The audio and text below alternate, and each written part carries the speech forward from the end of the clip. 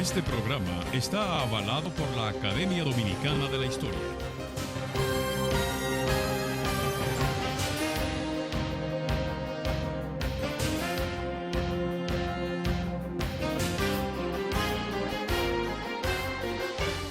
Hola, pueblo dominicano.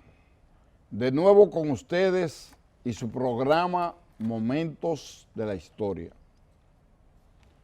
Durante el mes de febrero, específicamente el día 2 de febrero del año 1973, se produjo un acontecimiento que con el paso de los años es un tema de vigencia permanente en la historia nacional. El desembarco de Francisco Alberto Camaño, ya no como el coronel Camaño Deñó, sino como Román, el jefe guerrillero que desembarcó en Caracoles y que tenía como objetivo el establecimiento de un frente guerrillero que llegara al poder e hiciera en el país las transformaciones pendientes y que habían sido interrumpidas tras la lucha constitucionalista y patriótica de abril de 1965. Hemos hecho varios programas sobre el tema de Camaño. Por aquí han pasado figuras relevantes, actores directos de ese acontecimiento, de los sobrevivientes. Hanle Herman participado por lo menos en 3 o 4 programas en torno a ese tema, aunque participó en otros diferentes. Por aquí estuvo Claudio Camaño. Y también ya propiamente en torno a la guerra de abril, bueno, pues todos los comandantes y todos los militares y civiles trascendentes de ese proceso han estado en momentos de la historia durante la trayectoria del mismo, hablando no solo de la figura de Camaño, sino de todos los acontecimientos. Esta vez el programa está orientado específicamente al ambiente que prevaleció en el periodo de Camaño en Cuba, en los entrenamientos guerrilleros, el proceso de formación de esa contingencia que vendría para actuar en las lomas y en la ciudad, o en las ciudades, el desembarco, el desarrollo del mismo, qué papel jugaron las diferentes fuerzas políticas, el desarrollo de los acontecimientos, el impacto que tuvo ese movimiento guerrillero, las consecuencias con la muerte de Camaño, el rol de las diferentes instituciones y movimientos, y llevarlo a la actualidad ya con reflexiones y conclusiones de carácter importante que sirvan de base para que las generaciones actuales y muchos de los hasta actores, hay fenómenos que no han sido comprendidos ni asimilados. Para hablar de eso hay que tener autoridad.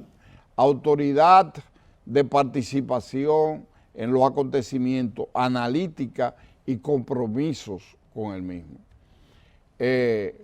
Resultaría paradójico, porque la persona que vamos a entrevistar hoy, que no entrevista, con quien vamos a intercambiar, es con una figura que se destacó, que era un jovencito en esa época, en la época de la guerra, pero fue un combatiente, en representación del movimiento estudiantil, en representación de la corriente en que participaba y de su pueblo, Barahona. Nos estamos refiriendo a uno de los dirigentes estudiantiles que menos se promueve en términos personales, pero que nosotros que estuvimos vinculados al movimiento estudiantil, siempre guardamos un gran respeto, aunque no militamos en la misma organización, siempre hemos tenido una empatía, como se llamaría, y yo me estoy refiriendo al hoy ingeniero Leonardo Mercedes. Leonardo Mercedes, Leo, profesional y maestro, ingeniero de profesión, ejerce educación superior en universidades y al mismo tiempo fue dirigente de la Federación de Estudiantes Dominicanos y también del CODIA, que es el Colegio de Ingenieros, Arquitectos y Agrimensores de este país, jugando un rol importantísimo. Pero él estuvo vinculado al movimiento primero social cristiano a través del BRUC, de la JRC en su pueblo, la Juventud Revolucionaria Cristiana, después en el bloque revolucionario universitario católico o cristiano. Y además de eso, ya en la evolución de ese movimiento, en su fase final, que se llamaron Corecatos, en homenaje a Camilo Torres, que fue un sacerdote que se alzó en las montañas de Colombia y que murió en pleno combate. Pero Leo Mercedes es un hombre que tuvo conocimiento y ya podemos, porque este es un país que vive en libertades, tenemos limitaciones, pero aquí hay plena libertad de acción y en actividades, en paneles, en encuentros de carácter nacional incluso, en el Club Mauricio Báez dictó una conferencia que nosotros pasamos en este programa. Es decir, que él indirectamente ha estado vinculado a Momentos de la Historia, pero esta vez él no va a hablar de eso. Yo le voy a pedir como introducción que él nos describa el panorama que vivió Camaño. Ya después de la guerra no vamos a concentrarnos en la guerra, sino que vamos a ver Camaño que se desprende de Londres de sus funciones de agregado militar, su preparación para un movimiento guerrillero y el desembarco, y que nos dé una generalidad de la situación prevaleciente en ese entonces para luego llevarlo hasta su muerte, su desaparición física y las consecuencias y cómo ver el acontecimiento a la luz de 40 y tantos, casi 50 años después que se produjo su muerte. Así que, Leo, te damos la bienvenida a Momentos de la Historia, una introducción un poquito larga, pero que orienta lo que va a ser el desempeño de esta figura que para mí constituye un honor que esté con nosotros en este programa.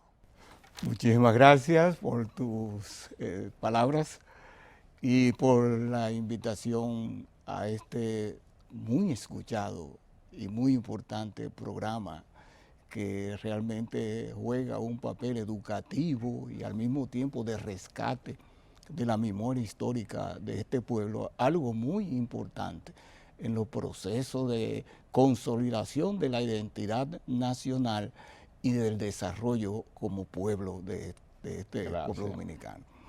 Bien, en relación con tus inquietudes alrededor de Camaño, tú sabes que después de la guerra realmente hubo un régimen de terror. Fue la era del terror lo que se instaló porque los Estados Unidos, al intervenir en 1965, no solo lo hicieron con la idea de frenar el triunfante movimiento popular que había destruido la base de sustentación militar del régimen de entonces, sino que también tenían la intención, y mejor dicho, no la intención, sino la decisión, el propósito de romper, aniquilar la reverdía de este pueblo y las posibilidades de que en República Dominicana se pudiera desarrollar un proceso similar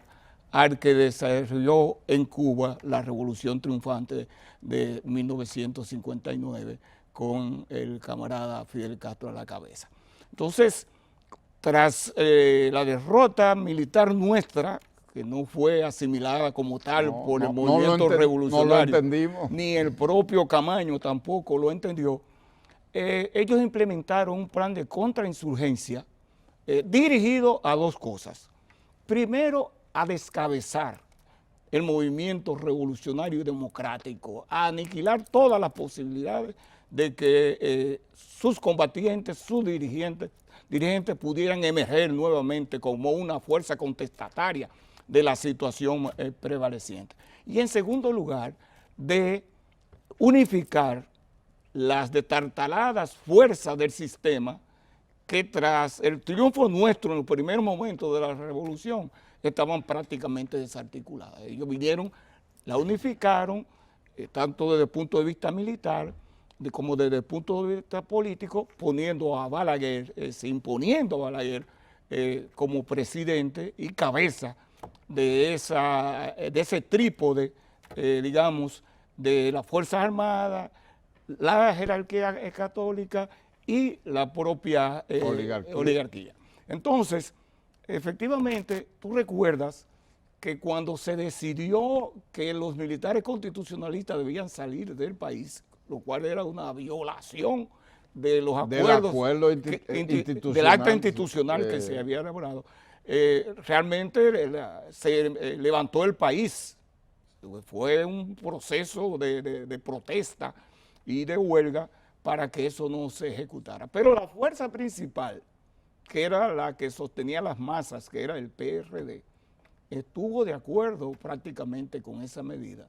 Y los militares constitucionalistas tuvieron que salir en contra de su voluntad del país. Sí, porque mataron varios de ellos. Exacto, no fue una y se había producido el atentado en el Matún. En el Matún. Que tenía como propósito descabezarlo. Y además era una cacería que tenían contra todos los militares constitucionalistas y los dirigentes revolucionarios y combatientes que en ese entonces estaban. Entonces, Camaño, antes de irse, ya él había intercambiado o estaba intercambiando con los dirigentes políticos que le acompañaron durante la resistencia en la trinchera del honor.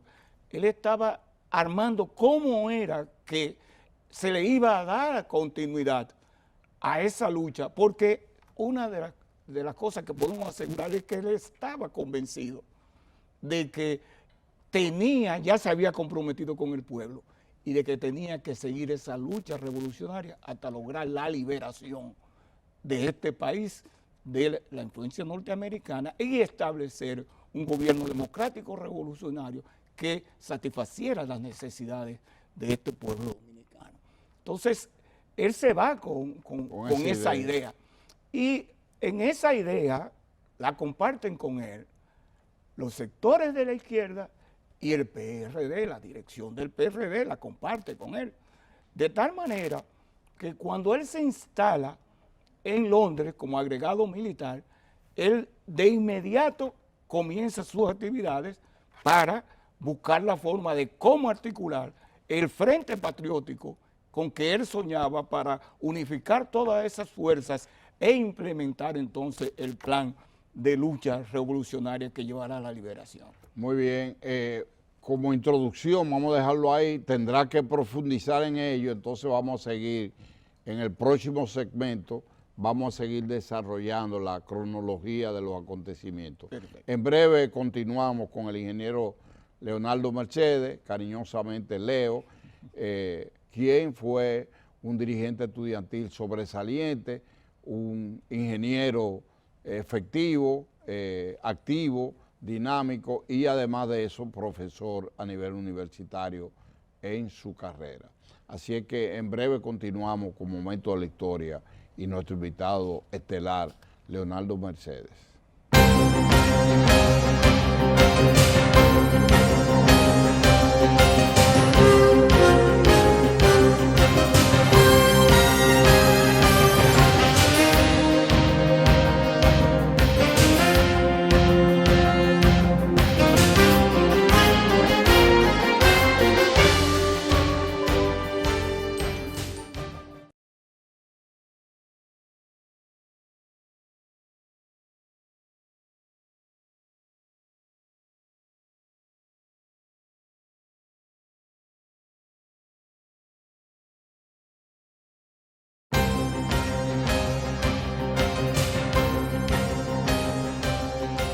Leonardo, vamos a darle continuidad al enfoque que tú vienes haciendo.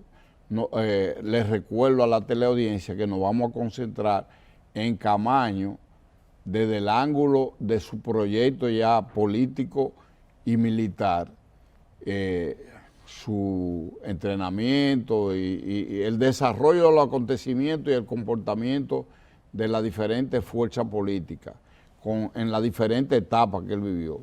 Entonces estamos hablando con una gente comprometida con el movimiento, no solo estudiantil, sino con el movimiento político nacional en su época.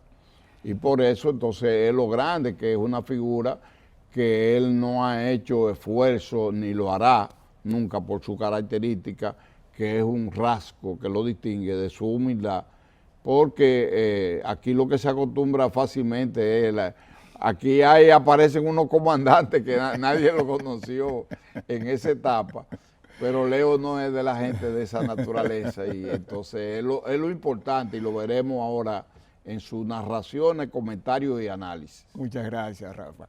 Pues bien, entonces, tan pronto llega y se instala en Londres, Camaño comienza a desarrollar las relaciones con las diferentes fuerzas que estaban comprometidas y con quien él contaba para la implementación de lo que en su mente tenía como proyecto para la liberación del país. En ese sentido, él contaba con los militares constitucionalistas que le habían acompañado durante la Guerra de Abril. Contaba con el PRD y sus relaciones muy buenas con el profesor Juan Bosch y con el propio Peña Gómez. Y además contaba con el 14 de junio, que había dado su respaldo con el PSD. Y que fue la principal fuerza política militar en la guerra. En la Guerra de Abril. Ahora, hay un episodio que todavía no está lo suficientemente claro, que es por qué Camaño decide irse a Cuba y quién induce a Camaño a irse a Cuba. Según explica Roberto Duvergé, el difunto Roberto Duvergé, en una comunicación que envía a Fidelio, que era en ese entonces el dirigente del 14 de junio. Eso fue en la etapa ya que el 14 de junio tuvo una gran división. Sí. En 1966. Exacto. Se fue un grupo hacia el MPD, FAFA y 8 dirigentes del Comité Central. Y una cantidad inmensa de movimiento estudiantil, de movimiento sindical y dirigentes y cuadros. Sí. Y otro, la mayor parte se quedó dentro del 14 de junio bajo la dirección principal. Los principales dirigentes que se quedaron fueron Fidelio de Pradel, Roberto Duvergé, estábamos hablando de este combatiente Homero Hernández, Anulfo Reyes. ¿El Bacho todavía estaba ahí? El Bacho estaba, sí. Y el Bacho subió al Comité Central porque no fue elegido originalmente. O sea, cuando vino la división, él exactamente. Roberto dice que quien puso en contacto a Camaño con los cubanos fue el 14 de junio. Pero evidentemente que no fue el 14 de junio quien lo indujo a él a que se fuera a Cuba como escenario para preparar lo que entendía que era la fuerza militar que iba a ser de eje principal en ese esfuerzo. Yo soy de los que piensan que había una persona que tenía muy buenas relaciones con los cubanos y una gran influencia política y personal con el coronel Camaño, que era el profesor Juan Bosch. Y Camaño, en una de sus comunicaciones desde Cuba al profesor Juan Bosch, ¿verdad? Intercambia y dice que en su última visita a Benidorm, y entonces cuenta y relata, lo que quiere decir que él visitaba o llegó a visitar más de una vez a el profesor Juan Bosch en Benidorm, España. Pero Claudio Camaño, en sus diferentes entrevistas y escritos memoria. y memoria, dice que el coronel le había informado a él que el acuerdo con Bosch era que iban a constituir una fuerza político-militar en la cual el líder político, el cabeza política iba a ser el profesor Juan Bosch y el cabeza militar iba a ser el coronel Camaño.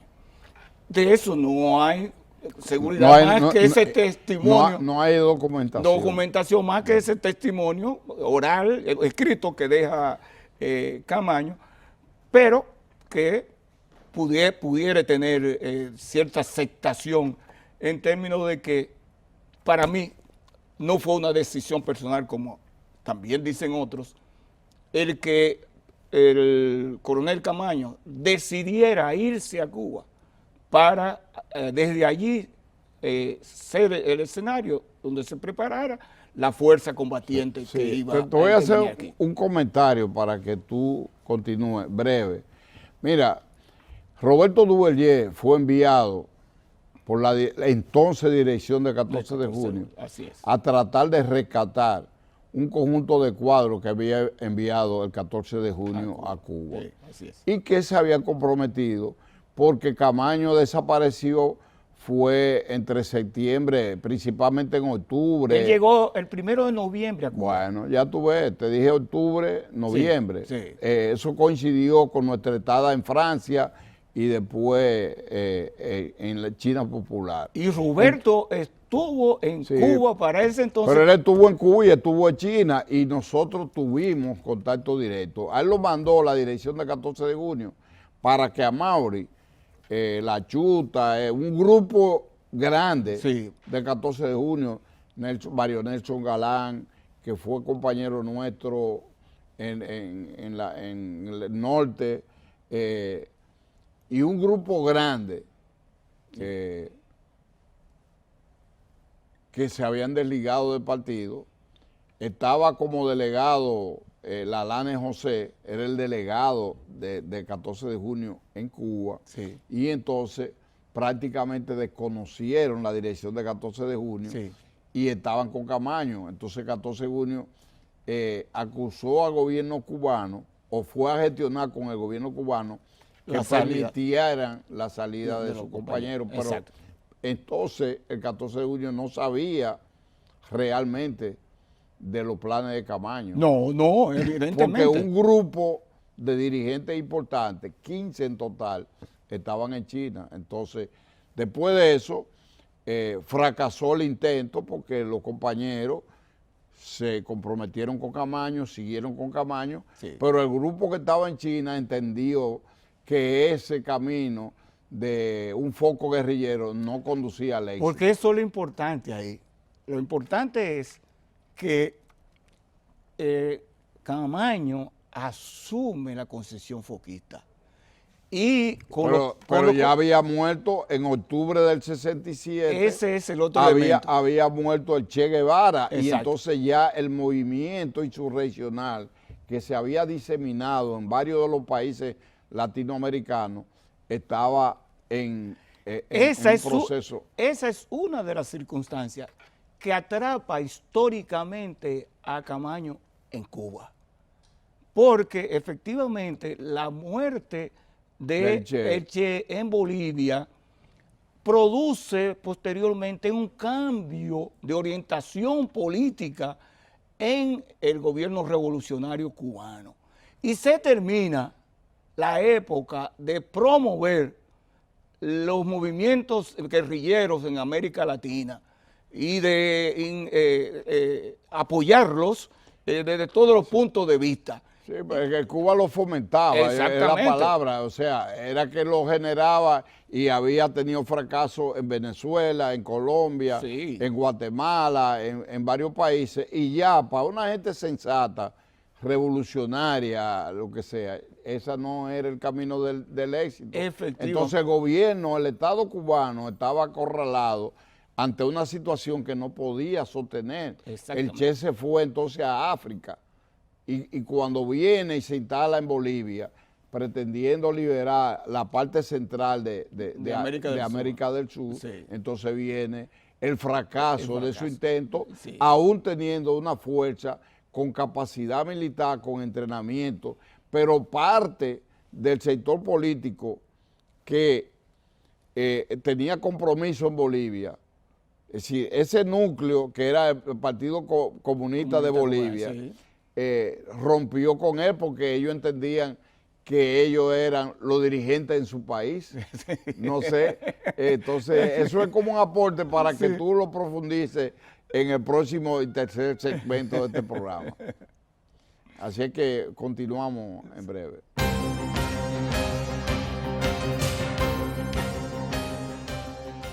Entonces habla del impacto que tuvo, o sea...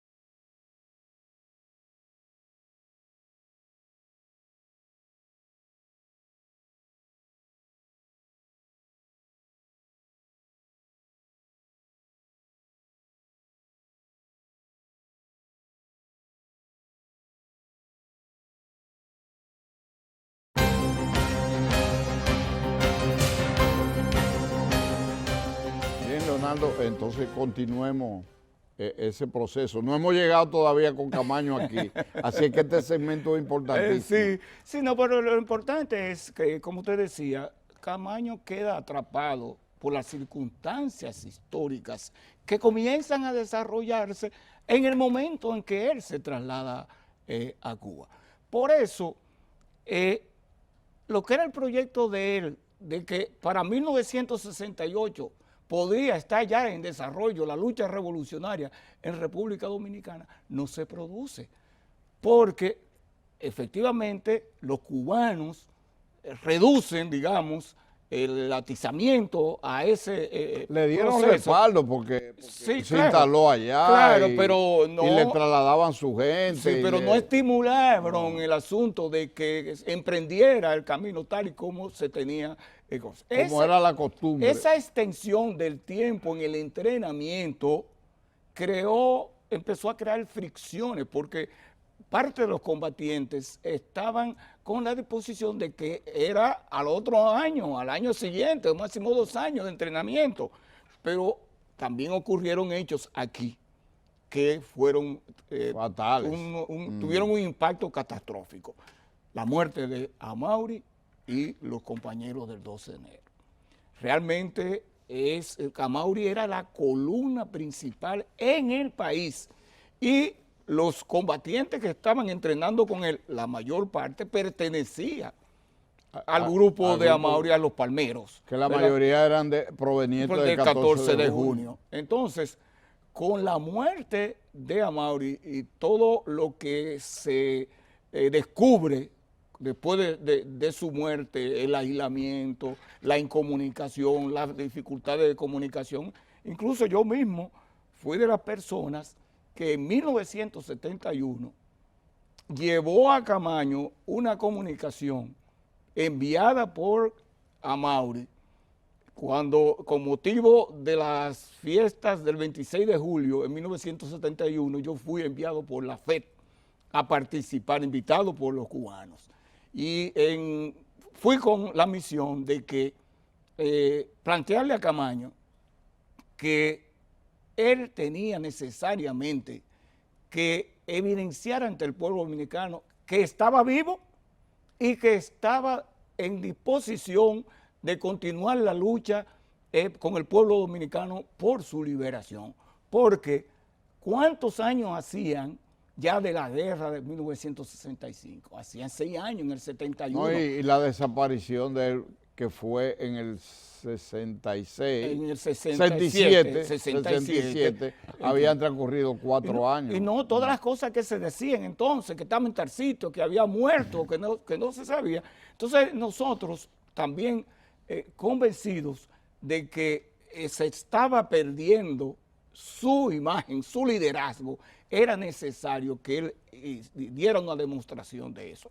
Y Oye, el propio Bosch dio testimonio de que él le solicitó que se apareciera en Vietnam y que proclamara que venía a participar en los procesos electorales como presidente de la República. En correspondencia con eso, porque nosotros le planteamos precisamente que hiciera eso, es decir, que saliera a algún país donde hubiera seguridad y que pudiera hacer algún tipo de manifestación, o que grabara una locución al pueblo dominicano, que nosotros nos encargábamos aquí de difundirlo de manera que él alentara y que el pueblo refrescara en su memoria el Camaño que había conocido en 1965. Pero él estaba ofuscado con su posición del foco guerrillero y efectivamente no hubo forma de cómo poder hacer entender que él aceptara la necesidad de terminar con esa situación. Él llegó a tener alrededor de 200 personas, entre militares, civiles, constitucionalistas y... La fuerza no llegó a... eran muchos los que participaron y pero entonces se redujo... Pero el entrenamiento... Se redujo tanto que solamente vinieron 8. No, pero en el entrenamiento no llegó tanto. El máximo que llegaron a estar concentrados en el campo de entrenamiento de Pinal del Río eran 35 personas. Que eso sí se fueron a empezar. Porque fue depurándolo, porque habían gente que estaban preparándose para la actividad en las ciudades, sí, o sea... No, eso también, eso, sí, no iban al campamento. Eso no iban al campamento, eso se entrenaban en la ciudad, exacto, en el asunto de guerra urbana. De guerra urbana. Entonces, ¿qué ocurre? Todas esas circunstancias crean una situación de que prácticamente es un cerco en el que se ve el coronel Camaño frente a lo que eran sus planes iniciales. No, y la muerte que tú, como tú mencionas, de Amaury, de La Chuta, de Virgilio Perdomo Pérez y del otro compañero, también le crea una presión porque hubo un intercambio que se hizo público. La Fuerza Armada, la policía publicó ampliamente esas contradicciones que existían. Claro. Y entonces apuntalaban que el gobierno cubano estaba auspiciando el movimiento. Entonces, genera una situación todas difícil. esas cosas. Realmente, los cubanos no favorecían ya el que Camaño viniera en esas circunstancias. No habían sido quizás lo suficientemente claros con él en términos de convencerlo o de poder explicarle que las circunstancias históricas habían cambiado y que la lucha guerrillera y que los focos guerrilleros ya no tenían posibilidades de éxitos. Y entonces, sin embargo, Camaño persistía en su posición y para salir de Cuba, efectivamente fue mediante un forcejeo, fue una posición de radicalización de la que no le quedó otra cosa a los cubanos que permitir que Camaño saliera en esas circunstancias acompañado solo de 8 hombres, lo cual significaba que sabíamos que era una inmolación y no un acto que tenía las posibilidades de ser triunfante en esas circunstancias. Sí. ¿Y qué papel jugaron las diferentes fuerzas políticas y qué factores, a tu juicio, influyeron para que ese movimiento fuera diezmado en tan poco tiempo? Bien, mira, primero es que la fuerza con que él contaba originalmente, por una u otra razón, prácticamente rompieron con él. Lo primero fueron los militares constitucionalistas, que habían estado coordinados con él en Europa, pero... Por aquí pasó Montearache, en entrevista particular, así como tú estás. Sí. Por aquí pasó La Chapelle, por aquí pasaron los principales militares vivos en este programa. Y dijeron, bueno, nosotros mantuvimos hasta el último momento de su partida a Cuba, pero nosotros teníamos compromiso con el coronel Camaño, no con Román. O sea, nosotros no estábamos obligados, porque la guerra de abril no era un movimiento Sí, pero una evidencia, propiamente. sí, pero una evidencia de que habían estado comprometidos con él y él contaba con ellos, hasta el grado de que los pasos para preparar la ira a Cuba de combatientes constitucionalistas que estaban bajo las direcciones de ellos no se dieron. Y entonces, efectivamente, Pero con él rompieron. fueron hasta Hombres Rana, pero, Exacto. pero fueron no mandados por... No, pero te lo estoy diciendo es que esa parte del plan que él había discutido con ellos no se cumplió, entonces ellos hasta regresaron luego con posiciones diferentes No, aquí a Santo incluso Domingo. en China hubo parte, aparte de los 15 que yo te mencioné, que eran dirigentes políticos, 14 Sí. militares constitucionalistas, yo te puedo mencionar 3, Sí. incluyendo a Aníbal, Sí. que era una de las gentes de confianza Y de el Montaraz. PRD también mandó Bueno, gente y a Corea, a entrenarse y a también. Corea. Y el PCD también mandó gente a la entrenarse. cúpula del Ahora, PSD. El profesor Juan Bosch, que como te dije ahorita, creo que fue de los que intervinieron, ya para el 69, el profesor Juan Bosch estaba convencido de que tampoco ese era el camino. Pero que el propio 14 de junio denunció, si se puede usar la palabra, dio a conocer en marzo de 1968, sí. dio a conocer Camaño está en Cuba y que, Sí. ese fue el Sí, titular, el de los titular. periódicos. Sí, yo recuerdo. Vamos a dejarlo ahí que nos queda una pausa.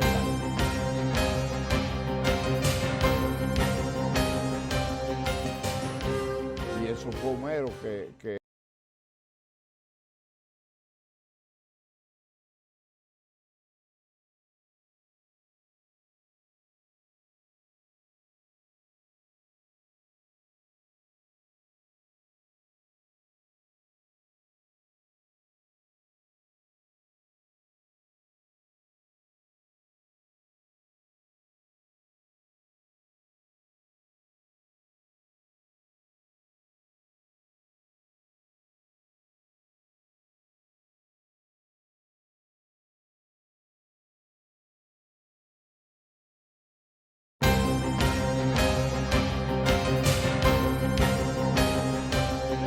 el cuarto segmento es tuyo, solo. Bien, el asunto es que, como tú me comentabas, como nosotros, siendo social cristianos, paramos en ser una fuerza también de izquierda y partidario de la lucha revolucionaria Sí, armada. pero ustedes en la guerra jugaron su papel con un Exactamente, comando. y eso nos signó. A nosotros la guerra nos signó porque cuando ahí conocimos lo que era realmente el imperialismo, no solamente en términos teóricos, sino en la realidad, su criminalidad, su aplastamiento de los pueblos, la democracia cómo no la defiende, sino que solamente desde el punto de vista de lo que puede serle útil, porque habían derrocado al profesor Juan Bosch, que fue el origen de toda esa circunstancia que luego atravesó el pueblo dominicano. Entonces nosotros que estuvimos en la guerra, y además se había empezado a desarrollar en todo el continente, después de la conferencia de Medellín de los obispos de América Latina, entonces los cristianos estaban obligados, el compromiso era que la opción era por los pobres y que la liberación de los pobres y la liberación económica, social, política, ideológica, solo se realizaba a través de la lucha y que ese era el papel que nosotros teníamos que jugar. Y entonces surge el ejemplo, antes de eso, del pionero de la liberación, de la teoría de la liberación, que fue Camilo Torres, quien sella con su ejemplo toda la teoría de que la opción debería ser precisamente por los pueblos, incluso que los cristianos tenían que ser revolucionarios y que el deber de todo revolucionario era hacer la revolución. Sí. Entonces, estimulado por esas fuerzas y por toda esa elaboración teórica que se había hecho, más los ejemplos del movimiento Mapu en Chile, ¿verdad?, que había roto con la democracia cristiana, entonces nosotros también desarrollamos aquí un proceso mediante el cual rompimos y asumimos la lucha revolucionaria, entendiendo en ese momento que como se nos cerraban, porque la dictadura de Balaguer así lo hacía, los medios políticos para la lucha política, optábamos por la lucha armada. Pero efectivamente, yo creo que ya en un estadio en el que se había demostrado que los focos guerrilleros no tenían posibilidades de éxito. Entonces, realmente eso fue lo que creó las condiciones para que el desembarco de Camaño tuviera un desenlace. No, pero además que había un reflujo político nacional, las cárceles estaban llenas, pero agrega, no estaba preso en porque esa época. Hubo un segundo momento cuando ellos pensaban hacer el desembarco, que era también en mayo de 1970, concomitante con las elecciones. Ahí había una situación de auge. De auge. Y de división, porque Balaguer se dividió del ex vicepresidente. Exacto. Que formó un partido, Sí, el MIRA. Lora, que Sí, formó el MIRA. Pero también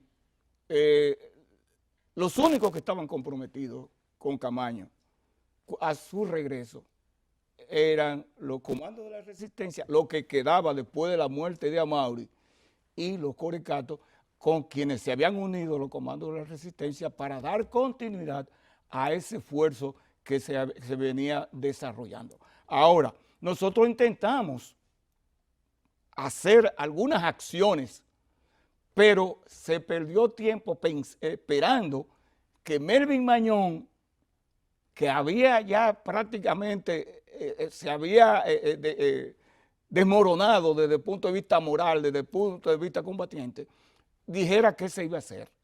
Y cuando se decide hacer por la instancia de el guerrillero perdido, Toribio Peña Jaque, que dice, que plantea que se cree otro foco guerrillero, ahí también vuelve el foquismo a hacer de la suya, porque si se hubiera optado por lo que fue mi planteamiento, de que tan pronto Camaño llegó y se me informó que Camaño estaba aquí, yo dije, tomemos Radio Guarachita y digámosle al pueblo que Camaño está aquí a lo que ha venido y llamemos a todos los combatientes constitucionalistas y a la fuerza del pueblo a respaldar a Camaño. Que fue lo que se hizo con lo del Matún. Era la línea de masa. Amin Abel hizo eso. Era la línea de masa la que había que aplicar. Pero ellos no creían en eso. No creían en eso y no teníamos posibilidades. Pero yo particularmente creo también que el momento le quedó grande a la dirección político-militar de los corecatos y la resistencia. No, pero que él no podía contar con eso para el triunfo. El hecho es que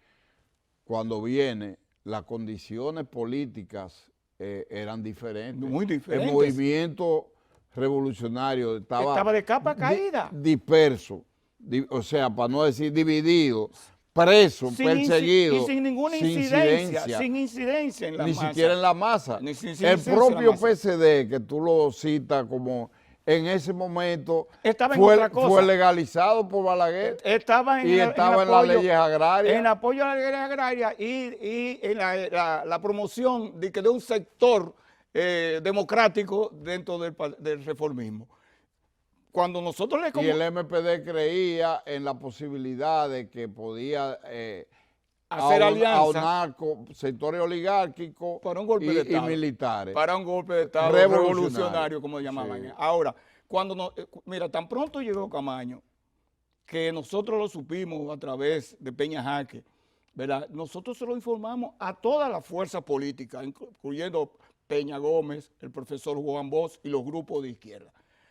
Ahora, apresaron la mayoría y los que no se escondieron. No, y la actitud fue, no, unos dijeron que no se comprometían con esa acción porque él estaba condenado al fracaso.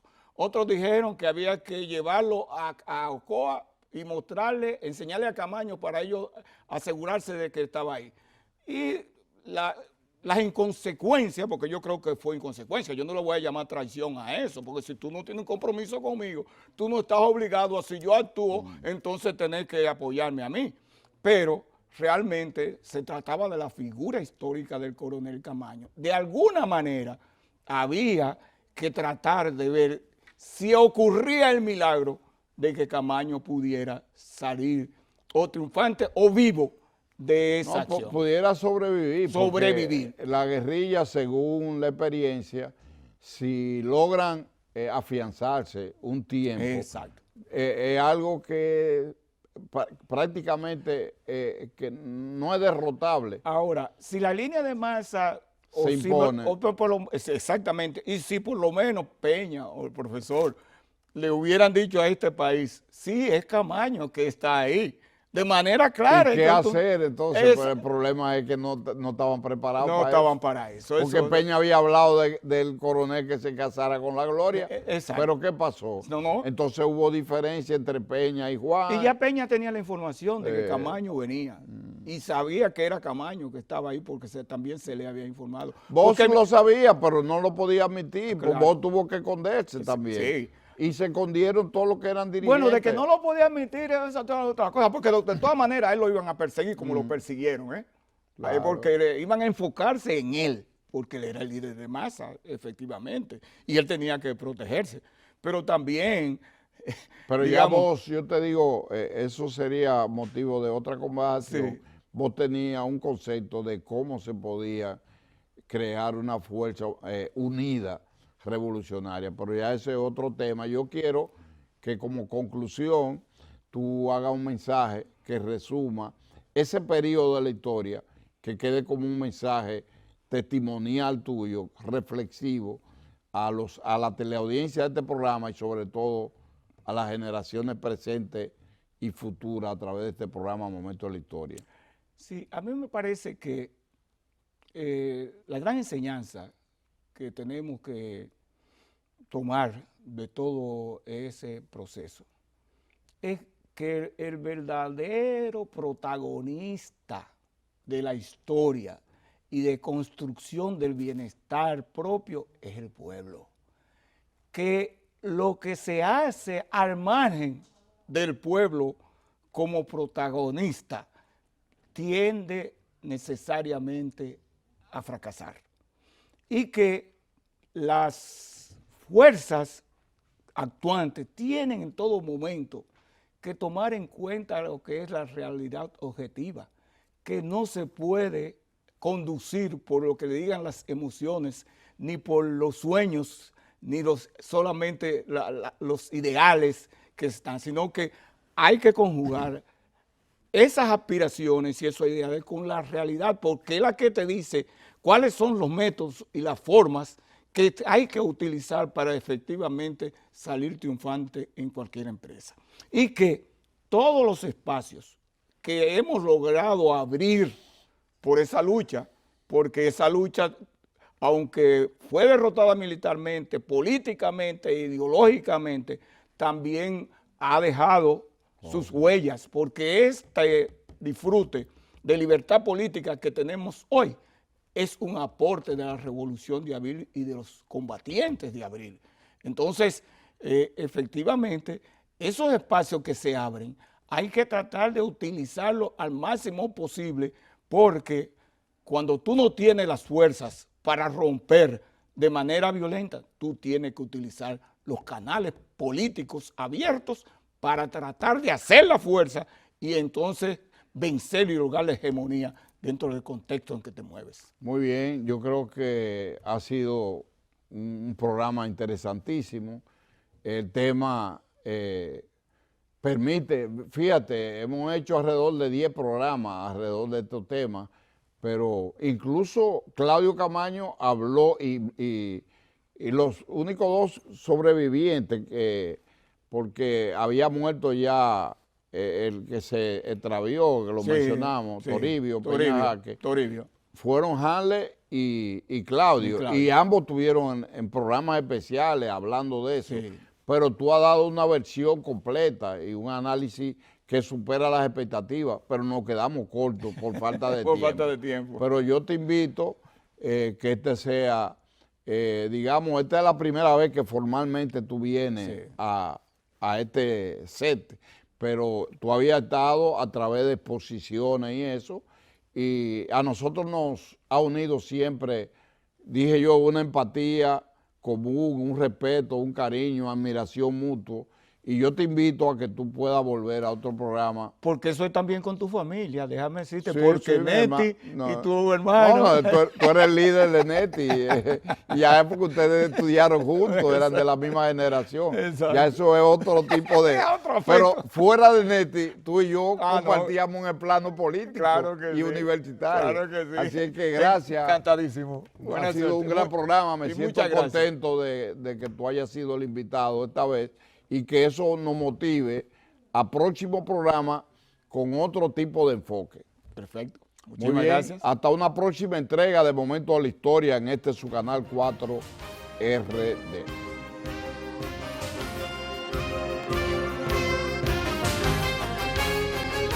¿Qué nos falta?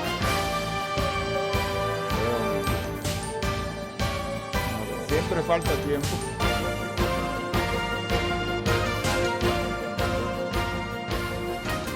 Este programa está avalado por la Academia Dominicana de la Historia. Comisión Permanente de Efemérides Patrias. Presentaron